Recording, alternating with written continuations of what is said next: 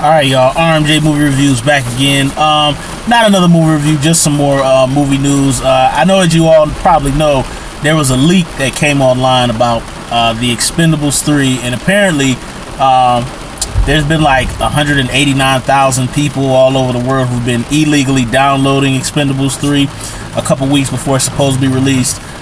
So far, not a surprise. I've been looking on IMDb and I've seen mixed reviews, you know. I've seen some people who say they really love the film, and it's not younger kids. I mean, I've seen some people who are like kind of my age, early 30s to mid 30s, who say they really love the film, and then there's other people who just say this movie is just straight trash. One thing that I'm not surprised about, which I already knew they were going to do it because they did it in the previous two films, which I saw in a couple reviews of the people who didn't like the film, is they say the movie starts out with kind of a decent action sequence, getting Wesley Snipes off the train, which we all knew even from the previews that how the movie was going to open. And then the entire middle section. Now, keep in mind, I haven't seen the film. I'm not going to illegally pirate it. I'm going to go see it in theaters when it comes out, even though I'm going against what I said in my rant. But I'm not going to pay for Expendables 3. I'm going to do it old school, since it's an old school franchise. And I'm actually going to pay for a ticket for another movie and just walk into Expendables 3. That's how bad I don't want them to get my money. And if I enjoy the film and I think it's great, I'll go back and pay for it later on. You know, just to pay them back, like, sorry. But, what I wasn't surprised of is like I said, starts out with a great action sequence. Then the whole middle stretch of the movie is Sylvester Stallone recruiting the younger Expendables, which is the Twilight guy, Ronda Rosa, Ortez, and I don't know who that other guy's name is. But I will say that they look pretty damn generic on the previews and corny. I don't even like the way they're filmed. Just when I see their faces, I just kind of have nightmares about Blade Trinity and I'm not gonna curse anymore, but what a piece of crap that movie was, and how Wesley Snipes was robbed of a good third movie. So either way, that's the whole middle section, and then apparently the kids get kidnapped, and then, you know, the old Expendables come back for the finale. And even from what I read, they say Statham isn't even in that much of the film. So basically, the whole middle section is kind of drag, and then you've got kind of action sequences sprinkled throughout. They said the fight scene between Mel Gibson and Sly is like a minute and a half, and Mel Gibson basically beats his ass, which is okay because Van Damme got his ass kicked by Stallone in the last movie, so it kind of balances out a little bit. But I knew they would do that. I mean, the Expendables is not an action-packed franchise. It's as somebody, I saw a post on IMDb, this is a franchise that was built on broken promises. They are not going to deliver our dream action picture that all of us fans wish could happen. Yes, you have the cast and people who are capable of it. They're just not delivering that movie. And I don't know, somebody, and I'm not just talking about the PG-13 and the younger kids. I mean, I'm really thinking about this, like just dissecting this, like, why is it?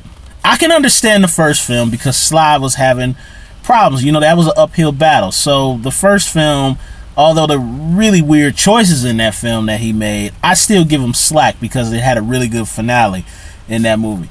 The second film is totally inexcusable. I don't really like the second film. I mean, I like some of the action sequences, like the church fight and the opening action sequence in the second movie I thought was pretty good.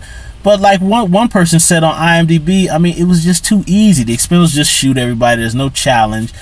I mean, and I know we can argue that in some of Steven Seagal's movies, his early ones when he was skinny, or stuff like Commando, that like Arnold and Steven Seagal, they don't get hurt. It's kind of easy for them. But you know, at least in the ones that Sly did, and some of the ones that Wesley did, and some of the better ones that Arnold did and Bruce Willis did, and even Mel Gibson in Lethal Weapon, I mean, they were hurt and they fought through it. So, you know, I'm not surprised at all that Expendables 3 doesn't deliver. This is a franchise that for some ungodly reason they cannot get it right, and I don't know why they can't get it right.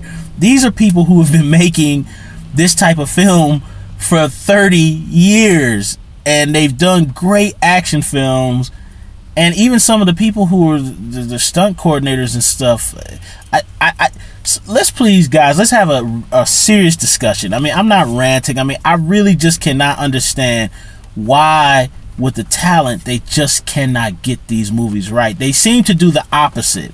You know what I mean? You had really good elements in the first film. Dark, brutal, down to earth. Basically, the entire finale of the first Expendables is what the whole movie should have been. Now, you would have thought they would have expanded on that for 2, but they didn't. They lightened the tone, and then they added in the Asian girl and Liam's Hemsworth, and nobody asked for them. It's like, why are they here? And then they put more of it in this third one by basically having the real Expendables only be there for the first half of the movie, and they're gone for a large chunk of it, and then they come back at the finale. I don't know what the hell they are thinking, the guys who made this franchise. I mean, I don't get it. Are they smoking crack? I do not understand why this Expendable. It's one of the weirdest franchises. I mean, it's just bizarre to me. You know, and nobody was clamoring in the audience saying, we want the Twilight Kids. This is some lame brain scheme that Sly and the Lionsgate people came up with. But they're using our heroes to force these other kids upon us. Because we all know the only reason people go see the Expendables franchise is because we're seeing all our action legends together. Nobody's going to see this crap because of them damn kids. We don't even want them there, but Sly and them are putting them in there anyway. You know? But I think that's because they know damn well that if you put them kids in the movie by themselves, it's not going to sell. They know it won't sell. So they got to use Sly and all of them to force it upon us. But from what I've heard from pretty much everybody on the internet, they're garbage.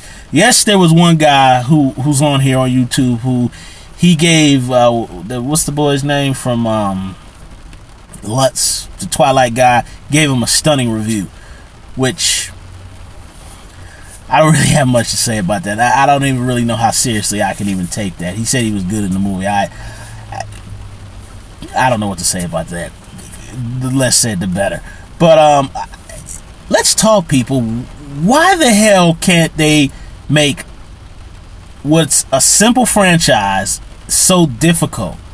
It's like they're oh man, they're sabotaging the franchise, and they're the guys who are making it. I don't get it. So please, anybody who's seen the movie, please leave some comments on my channel. I can respond back to you. Guys who are real action fans, or at least like some of the action sequences in either the first 2 Expendables movies, let's talk about why the hell they cannot get such a simple concept right. Why does it keep going wrong? I mean, let's even talk about things with writing and the filmmakers and what could they be thinking? Because I don't know. Because this is a simple franchise and they keep purposely screwing it up. So let's talk, people. All right, holla at you later. I'll be going to see Expendables 3, but I won't be paying for it, just so I can come back and, hey, and I will say, if the movie turns out awesome, I will blatantly get on here and say, hey, I thought wrong and it was great. But until then, we shall see.